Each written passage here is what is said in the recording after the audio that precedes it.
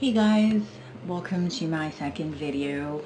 I wanted to make sure I don't ramble on for an eternity, so I am deciding to section off the things that I wanted to talk about. And today I wanted to talk about the procedures involved in getting to Japan, and from Canada, and it was actually really simple. The JET program kind of dealt with most of the paperwork themselves. Chris had to let them know that he did have a dependent. We did need our marriage certificate, so they knew that, we're not lying. And I went and picked up my visa 2 weeks later. I had to go sign a few forms, and then I picked up my visa 2 weeks later, and it was pretty effortless. Other than that, I kind of had to make my way over on my own. I think I got my airplane tickets really cheap. I think they were like $500, and I got them from Air Canada, and they flew from Toronto, direct Toronto to Kansai in Osaka in Kansai, and yeah, it was actually pretty effortless. After I got here, though, I had to go register myself and get myself a Zairyu card, which is an alien card, and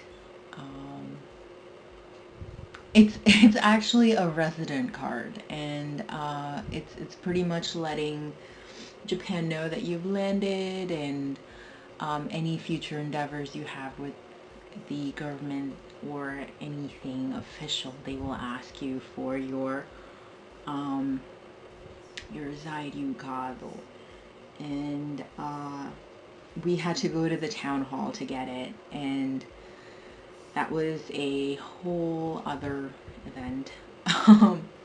So, when I first landed, I spoke some, I knew the basics, onegaishimasu, arigato, and the lady that greeted us spoke some English, and between her English and my shitty Japanese, we got the whole thing done pretty effortlessly, and I was like, yeah, feeling pretty confident. I can do this. It's not so bad. So she points down to the booth down the hallway, and she's like, oh, that's where you have to go next. And so I head down there, and there's this gentleman sitting at the end of the hallway, and he's just like, ain't nobody speaking no English, and I was like, Eigo dekimasu ka? And he's like, no. So I wasn't understanding the questions that he was asking me, and Google Translate was being really ineffective, and it was like really awkward and frustrating. More like frustrating on my end. I don't know if he was getting frustrated with me, but I could see all the people in the background kind of starting to clear out, and nobody wants to deal with the gaijin. And I asked him, that I don't understand these questions. Is this necessary? And he's like, it's necessary. And at that point in time, Chris was like, I'm gonna go find that lady who spoke some English. So she comes over, and she's like, oh, are you employed right now in Japan? And I was like, no, I'm not. She's like, okay, well, then you don't have to worry about it, because Jet's actually filled out all the paperwork for you. And I was like, oh, shit. So we leave, a few minutes later, really frazzled, and yeah, it's pissing rain. It's just pouring, and I'm trying to open my umbrella, and it won't open, and I'm just like, my umbrella. Oh, okay, sorry, I got cut off there. And yeah, so, I kind of struggled with the umbrella for a little bit, get it open, and then we're walking in the rain, and I see this bench, and it's just sad and alone, and I just have to go sit on that bench and just cry my eyes out. And Chris is just sitting right there, right beside me, and he's like, oh, I don't know this lady, I'm sorry.